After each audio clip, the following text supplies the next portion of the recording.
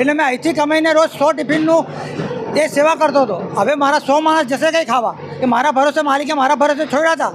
મેં આ લોકોના ભરોસે બેઠો હતો.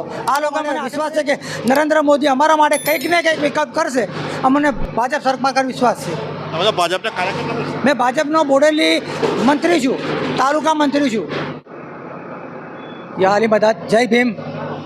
મેં 60 વર્ષથી અહીં જગ્યા હતી, મારી દુકાન હતી 33 નંબરની.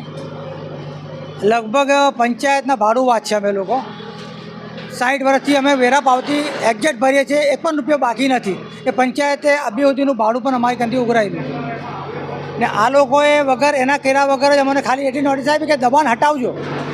કેબિન હટાવશો એવી નોટિસ નથી આપી. દુકાન તમે નોટિસ આપી, અમને નોટિસ એવી આપી કે તમે દબાણ હટાવજો. એટલે એ લોકો દબાણ હટાવવાના બદલે અમારા બધાના 6 કેબિન જ હટાવી દીધા ને એના પરથી ને રોજ 90 થી 100 માણસને રોજ ભોજન કમાઈને રોજ ફરું છું રોજે રાતે. કે મારી કાને નથી, માલિક મને એના ભરોસે આપે છે ને અહીંથી કમાઈને મેં લોકો માટે સેવા કરું છું.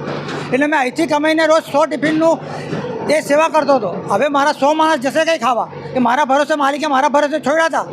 મેં આ લોકોના ભરોસે બેઠો હતો. આ લોકોએ મને હાથે પગે કરી દીધો. મેં હાથે પગે થઈ ગયો. મારા 100 માણસ ખાનારા હાથે પગે થઈ ગયા. હવે એમનો વિકલ્પ શું, મારો વિકલ્પ શું? હવે મારે શું કરવું? મને સરકારથી કોઈ મતલબ નથી. સરકારના ભ્રષ્ટ અધિકારીઓથી મારે મતલબ છે કે કોઈની વાત સાંભળવાતા નહીં. મેં કીધું કે મારો કોર્ટમાં કેસ ચાલુ જ છે. કાગળિયા બતાવતો, કાગળિયા જોવા માટે પણ તૈયાર નથી. આ એકબીજાનું મન ફાવેલું કામ કરીને મને રોડ પર લાવી દીધા. એ તમારી સામે જ છે.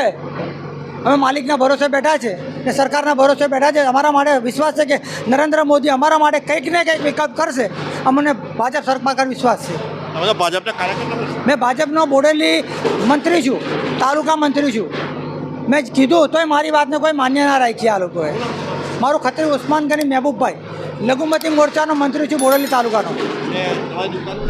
નિગાહે કરમ.